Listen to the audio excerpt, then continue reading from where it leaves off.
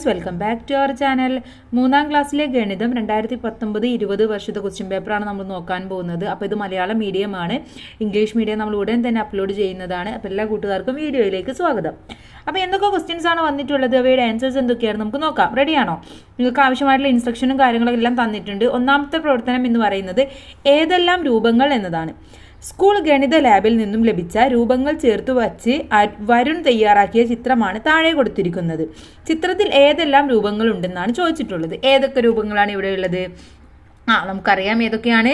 ത്രികോണം, ചതുരം, അതുപോലെ തന്നെ വൃത്തം. ഈ 3 രൂപമാണ് ഉള്ളത്. ഓക്കെ, ഇനി അടുത്ത ചോദ്യം, ഓരോ രൂപവും എത്ര എണ്ണം വീതമുണ്ട്? ത്രികോണം എത്ര എണ്ണം ഉണ്ട് ഇവിടെ? ത്രികോണം 2 എണ്ണം, വൃത്തം 5 എണ്ണം, ചതുരം 14 എണ്ണം. ഓക്കെ, അപ്പോൾ കൂട്ടുകാർ ഒന്ന് എണ്ണി നോക്കണം. ത്രികോണം 2 എണ്ണമാണ്, വൃത്തം 5 എണ്ണം, ചതുരം 14 എണ്ണം. ഓക്കെ, ഇതേപോലെ രൂപങ്ങൾ ചേർത്ത് വെച്ച് മറ്റൊരു ചിത്രം വരയ്ക്കാമോ എന്ന് ചോദിച്ചിട്ടുണ്ട്. അപ്പോൾ നിങ്ങൾ കൂട്ടുകാരുടെ ഐഡിയക്ക് അനുസരിച്ച് ത്രികോണം, വൃത്തം, ചതുരം എന്നെല്ലാം ഉപയോഗിച്ചുകൊണ്ട് നിങ്ങൾക്കൊരു രൂപം വരയ്ക്കാവുന്നതാണ്. അല്ല, വീടിൻ്റെയോ എന്തെങ്കിലും ഒന്ന് വരച്ചാൽ മതി. ഇനി പ്രവർത്തനം 2, ബില്ല് പൂർത്തിയാക്കാം. രേഖയും രമ്യയും അക്ഷര ബുക്ക് സ്റ്റാളിൽ നിന്നും ചില സാധനങ്ങൾ വാങ്ങി. രേഖ വാങ്ങിയ സാധനങ്ങളുടെ ബില്ലാണ് താഴെ കൊടുത്തിരിക്കുന്നത്. വിട്ടുപോയ ഭാഗം പൂരിപ്പിക്കാനാണ് പറഞ്ഞിട്ടുള്ളത്. അപ്പോൾ രേഖ ഇവിടെ എന്തൊക്കെയാണ് വാങ്ങിച്ചിട്ടുള്ളത്? സ്കെയിൽ വാങ്ങിച്ചിട്ടുണ്ട്. 8 എണ്ണമാണ് വാങ്ങിച്ചത്. എണ്ണം 6 എണ്ണമാണ്. അപ്പോൾ എങ്ങനെ നമുക്ക് കണക്കാക്കാം? ആകെ തുക 8 × 6. 8 × 6 ചെയ്യുമ്പോൾ 48 ഉത്തരം കിട്ടും. ഇനി റബ്ബർ ആണെങ്കിലോ 3 എണ്ണമാണ് ഒരെണ്ണത്തിന്റെ വില. 9 എണ്ണമാണ് വാങ്ങിച്ചത്. 3 × 9 27. ഇനി കട്ടർ 5 രൂപയാണ്. 7 എണ്ണം വാങ്ങിച്ചു. 5 × 7 35. പേനക്ക് 9 രൂപയാണ്. 4 എണ്ണമാണ് വാങ്ങിച്ചത്. 9 × 4 36. ഇനി 48, 27, 35, 36 ഇതെല്ലാം കൂടെ കൂട്ടുമ്പോൾ നമുക്ക് ആകെ മൊത്തം എത്ര രൂപയായി എന്ന് കണക്കാക്കാം. എത്രയാണ്? അപ്പോൾ നമുക്ക് 146 എന്ന് ഉത്തരം കിട്ടും. ഓക്കെ, കൂട്ടുകാരൊന്ന് ചെയ്തു നോക്കണേ. 146 എന്നാണ് നമുക്ക് ഉത്തരം കിട്ടുന്നത്. ഇനി ഇതിന് അടുത്ത ചോദ്യം, രേഖ കടക്കാരൻക്ക് 200 രൂപയുടെ നോട്ട് നൽകി. കടക്കാരൻ തിരിച്ചു നൽകിയത് എത്ര രൂപയാണ്? അപ്പോൾ എത്ര രൂപയാണ് നൽകിയത്? 200 രൂപയാണല്ലേ. 146 രൂപയാണ് ആകെ ചെലവായിട്ടുള്ളത്. അപ്പോൾ 200 - 146 എത്ര കിട്ടും? 54 എന്നുത്തരം കിട്ടും. 54.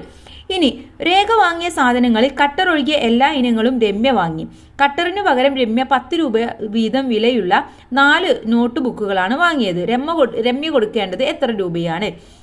അപ്പോൾ ഇവിടെ 146 രൂപയാണ് രേഖക്ക് ചെലവായിട്ടുള്ളത്. അതിൻ്റെ കൂടെ 10 രൂപയുടെ 4 നോട്ട് ബുക്കുകൾ വാങ്ങും. അപ്പോൾ 40 രൂപയല്ലേ. ഇനിയോ കട്ടർ ഒഴികെ എല്ലാ ഇനങ്ങളും വാങ്ങി. അപ്പോൾ കട്ടറിന്റെ പൈസ ആദ്യം നമുക്ക് രേഖ വാങ്ങിയതിൽ നിന്ന് മൈനസ് ചെയ്യണം. കട്ടറിന്റെ പൈസ ആകെ വരുന്നത് 35 രൂപയാണ്.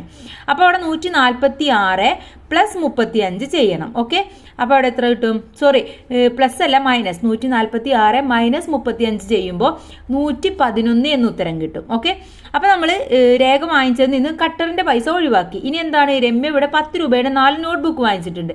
അത് ഈ 111ന്റെ കൂടെ ആഡ് ചെയ്യുക. അപ്പോൾ 111 + 40 151 ഉത്തരം കിട്ടും. ഓക്കെ, 151. കൂട്ടുകാർ ചെയ്തു നോക്കണേ, എന്നാൽ മാത്രമേ നിങ്ങൾക്ക് നാളെ എക്സാമിന് വളരെ ഈസി ആയിട്ട് ഉത്തരം കണ്ടുപിടിക്കാൻ പറ്റുള്ളൂ. ഇനി പ്രവർത്തനം 3, വിനോദയാത്രയാണ്. മുടൂർ LP സ്കൂളിൽ നിന്നും വിനോദയാത്ര പോവുകയാണ്. നിഹാൽ നേരത്തെ തന്നെ സ്കൂളിലെത്തി. ക്ലോക്കിൽ നോക്കി എത്തിയ സമയം എഴുതുക. ഇത് ഏതാണ് സമയം? 8 മണിയാണ്. ഇത് 8 മണിയാണ് അല്ലേ. ചെറിയ സൂചി 8ലാണ്, വലിയ സൂചി 12ലാണ്. അപ്പോൾ അത് 8 മണി. ഇനി കുട്ടികളെല്ലാം എത്തിയ ശേഷം ബസ് റെയിൽവേ സ്റ്റേഷനിലേക്ക് പുറപ്പെട്ടു.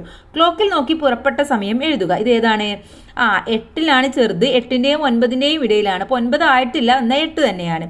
ഇനി വലിയ സൂചിയോ 6ലാണ്. 6ലാവുമ്പോൾ അത് 30ആണ്. അപ്പോൾ 8 മണി 30 മിനിറ്റ് ആണ്. 8 മണി 30 മിനിറ്റ്. ഇനി അടുത്തത്, ബസ് റെയിൽവേ സ്റ്റേഷനിൽ എത്തിയപ്പോൾ നിഹാൽ ക്ലോക്കിൽ നോക്കി സമയം 9:15. ക്ലോക്കിൽ ഈ സമയം വരച്ചു കാണിക്കാനാണ് പറഞ്ഞിട്ടുള്ളത്. അപ്പോൾ 9:15 എന്ന് പറയുമ്പോൾ നമുക്കറിയാം ചെറിയ സൂചി എന്ന് പറയുന്നത് 9ൽ തന്നെ ആയിരിക്കും. 15 എന്ന് പറയുമ്പോൾ വലിയ സൂചി 3ലായിരിക്കും. ഓക്കെ, അപ്പോൾ അതുപോലെയാണ് കൂട്ടുകാർ വരയ്ക്കേണ്ടത്. ഏകദേശം ഒരു നേർരേഖ പോലെ ആയിരിക്കും. ഇതിലെ സി ചോദ്യം നോക്കൂ. സ്കൂളിൽ നിന്നും റെയിൽവേ സ്റ്റേഷനിലേക്കുള്ള യാത്രയ്ക്ക് എത്ര സമയമെടുത്തു? സ്കൂളിൽ നിന്ന് നമ്മൾ പറഞ്ഞു 8:30 പുറപ്പെട്ടത് അല്ലേ. റെയിൽവേ സ്റ്റേഷനിൽ 9:15 എത്തിയത്. അപ്പോൾ 8:30 to 9:15 വരെ എത്ര സമയമുണ്ട്? 8:30 to 9 മണിയാവാൻ അരമണിക്കൂർ വേണം. പിന്നെ 9 to 15 ആവാനും 9:15 ആവാനും 15 മിനിറ്റും കൂടെ വേണം. അപ്പം 30 + 15 45 മിനിറ്റ്. ഓക്കെ. ഇനി പ്രവർത്തനം 4 നോക്കൂ. ഗ്രൂപ്പുകളാവാം. ടീച്ചർ കുട്ടികളെ 5 ഗ്രൂപ്പുകളാക്കി. കുട്ടികളെ മുഴുവൻ ഗ്രൂപ്പുകളാക്കിയതിനാൽ ഓരോ ഗ്രൂപ്പിലും 6 പേര് വീതമുണ്ട്. ക്ലാസ്സിൽ ആകെ എത്ര കുട്ടികളുണ്ടെന്നാണ് ചോദിച്ചിട്ടുള്ളത്. എങ്ങനെയാണ് നമ്മളിത് മനസ്സിലാക്കുക? നമുക്കറിയാം ഇവിടെ 5 ഗ്രൂപ്പുകളാണ് ആക്കിയത്. ഓരോ ഗ്രൂപ്പിലും 6 വീതമാണ്. അപ്പോൾ 6 × 5 35 കുട്ടികളാണ് ഉള്ളത്. 6 × 5 35 കുട്ടികളാണ് ആകെ ഉള്ളത്. ഇനി 5 കുട്ടികൾ വീതമുള്ള ഗ്രൂപ്പുകളാക്കിയാൽ ആകെ എത്ര ഗ്രൂപ്പുകൾ ഉണ്ടാകും? എത്രയാണ്? 6 കുട്ടികളുള്ള ഗ്രൂപ്പ്, 5 കുട്ടികൾ വീതമുള്ള ഗ്രൂപ്പുകളാണെങ്കിൽ അവിടെ 6 ഗ്രൂപ്പ് ഉണ്ടാകും. ഓക്കെ. കാരണം ഇവിടെ 5 ഗ്രൂപ്പായിരുന്നു, അവിടെ 6 ഗ്രൂപ്പായിട്ട് മാറും. ഇനി താഴെ കൊടുത്ത പാറ്റേൺ പൂർത്തിയാക്കുക. 24, 28, 32. ഇവിടെ ഇങ്ങനെയുള്ള പാറ്റേൺ തരുമ്പോൾ നമുക്ക് 2 സംഖ്യകൾ തമ്മിലുള്ള വ്യത്യാസം ആദ്യം കാണണം. അപ്പോൾ ഇവിടെ 28 ആണ് ഏറ്റവും വലിയ സംഖ്യ അല്ലേ? 24, 28 2 സംഖ്യകളുടെ ഇടയിലുള്ള വ്യത്യാസമാണ് നോക്കേണ്ടത്. അപ്പോൾ 24, 28 ഏതാണ് വലുത്? 28. അപ്പോൾ 28 - 24 ചെയ്യണം. അപ്പോൾ നമുക്ക് എത്ര ഉത്തരം കിട്ടും? 4 എന്ന് കിട്ടും.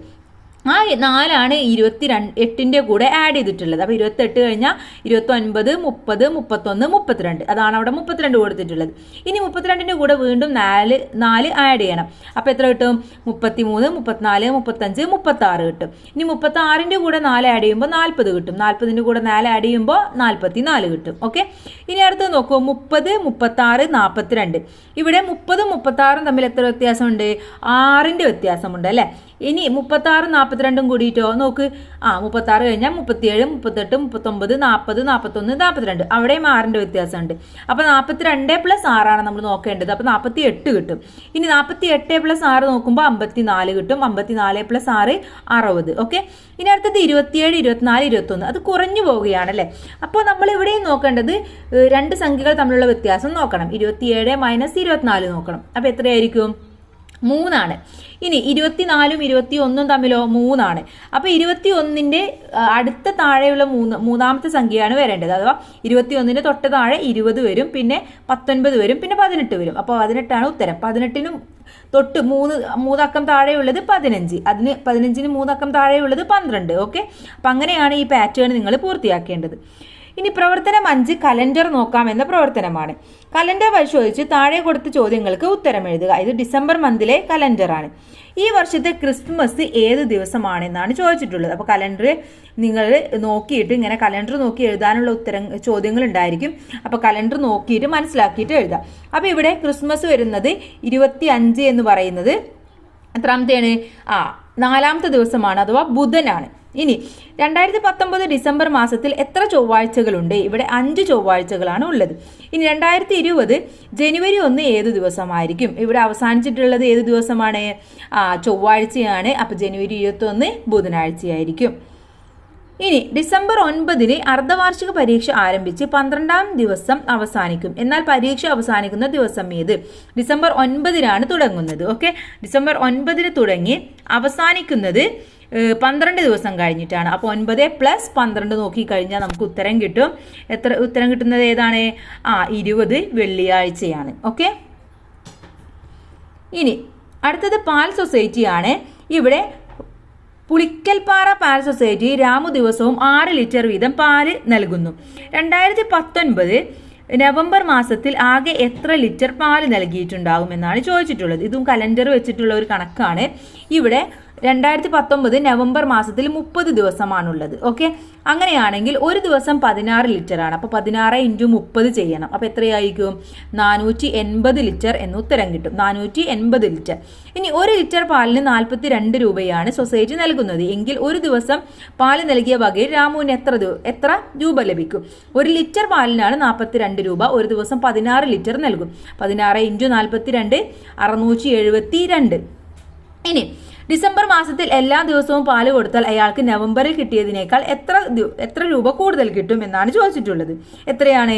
നവംബർ മാസത്തിൽ നമുക്കറിയാം 30 ദിവസമാണ്, ഡിസംബറിൽ 31 ദിവസം ഉണ്ടായിരിക്കും. അപ്പോൾ ഒരു ദിവസത്തെ പൈസ കൂടുതൽ കിട്ടും. ഒരു ദിവസത്തെ പൈസ നമ്മൾ നേരത്തെ കണ്ടതാണ് 672. അപ്പോൾ അയാൾക്ക് 672 രൂപ കൂടുതൽ കിട്ടും. ഓക്കെ, അപ്പോൾ ഇത്രയുമാണ് ഈ ക്വസ്റ്റ്യൻ പേപ്പർ എന്ന് പറയുന്നത്. വളരെ സിമ്പിൾ ആണ്. എല്ലാ കൂട്ടുകാരും നന്നായിട്ട് മനസ്സിലാക്കിയതിന് ശേഷം ആൻസർ എഴുതാൻ ശ്രമിക്കുക. All the best. Thank you.